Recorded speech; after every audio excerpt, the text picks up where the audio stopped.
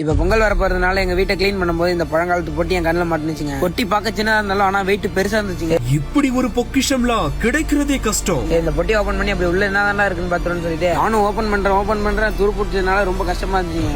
100 வருஷமா வீட்லயே தான் இருந்திருக்கு. ஆனா எப்படி மிஸ் பண்ணாங்க? பேரனுக்காக தாத்தா சேர்த்து வச்ச 100 வருட புதையல் வழியா ஓபன் பண்ணி பார்த்தா நிறைய பேப்பர் மாதிரி இருந்துச்சு. அதுல ஃபர்ஸ்ட் இருந்தது பழைய காலத்து பஞ்சாங்கம் தாங்க. உங்களுக்கு பஞ்சாங்கம்னா என்னன்னு தெரிஞ்சா மறக்காம கமெண்ட்ல சொல்லுங்க. அப்புறம் எங்க தாத்தா படிச்ச ஸ்கூல்ல இருந்து அவங்களோட என்னன்னு தெரியல மார்க்லாம் போட்டுருந்துச்சு. மார்க்லாம் பயங்கரமா எடுத்திருந்தாங்க. தாத்தா 1974 எடுத்து மார்க்லாம் காட்டுற நீங்களே பாருங்களேன். எல்லாத்துலயுமே first rank, second rank, third rank இந்த மாதிரி தாங்க எடுத்திருந்தாங்க. நல்லா படிப்பாங்க போல அந்த காலத்துல. பெட்டிகை திறந்து ஒவ்வொன்றாக எடுக்க எடுக்க கடைசியில் காத்திருந்த மிகப்பெரிய சர்ப்ரைஸ் கடைசியா என் கண்ணுல ஒண்ணு மாட்டுச்சுங்க. அதை ஓபன் பண்ணி பாக்குறப்ப எனக்கு செம்ம ஷாக்கு. என்னடான்னு பார்த்தா எங்க தாத்தா அந்த காலத்துல யூஸ் பண்ண இந்தியன் ஓவர்சீஸ் பேங்கோட பாஸ்புக். எங்க தாத்தா அந்த காலத்துல அக்கௌண்ட் பேலன்ஸ் 1 லட்ச ரூபாய் குறையாம மெயின்டைன் பண்ணிருக்காங்கன்னா என்னால நம்ப முடியலங்க. ஆனா எங்க தெருவுலயும் நிறைய பேர் சொல்லியிருந்தாங்க இந்த ஊர்ல எங்க தாத்தா தான் பெரிய பணக்காரன்ட்டு. அப்ப தெரியல, இப்பதான் தெரியும். கடைசியா எங்க தாத்தா எனக்கு எவ்வளவு வச்சுட்டு போயிருக்காங்க தெரியுமா? எவ்வளவு தெரிஞ்சா மறக்காம கமெண்ட்ல சொல்லிட்டு போங்க. பொங்கல் பண்டிகைக்காக வீட்டை சுத்தம் பண்ணும் போது அவங்க வீட்ல இருந்து இந்த ஒரு தகர பெட்டி கிடைச்சிருக்கு. ரொம்பவே வித்தியாசமா பழைய கால முறையில இருந்த இந்த பெட்டியை பார்த்ததுமே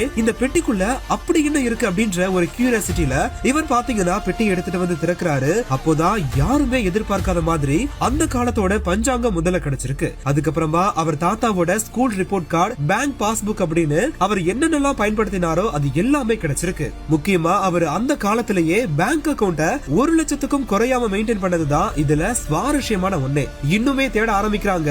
அப்போதான் அந்த காலத்துல பயன்படுத்தப்பட்ட 10 பைசா மதிப்புடைய ஒரே ஒரு நாணயம் மட்டும் கிடைச்சிருக்கு. ஆனா இப்படி ஒரு ட்விஸ்ட் இருக்கும்னு எதிர்பார்க்கலப்பா அப்படின்ற மாதிரி தான் இப்படி ஒரு மொமெண்ட் நடந்திருக்கு. வில்லேஜ் குக்கிங் பாய் அப்படின்ற இன்ஸ்டாகிராம் பேஜ்ல தான் இந்த வீடியோவை ஷேர் பண்ணிருக்காங்க. இப்போ சோசியல் மீடியால பயங்கர வைரலா போயிட்டு இருக்க இந்த வீடியோக்கு உங்களோட கமெண்ட்ஸ் என்ன அப்படின்றத மறக்காம ஷேர் பண்ணிட்டு போங்க. அண்ட் இந்த மாதிரி வீடியோஸ்க்கு நம்ம பேஜை இப்பவே ஃபாலோ பண்ணிக்கோங்க.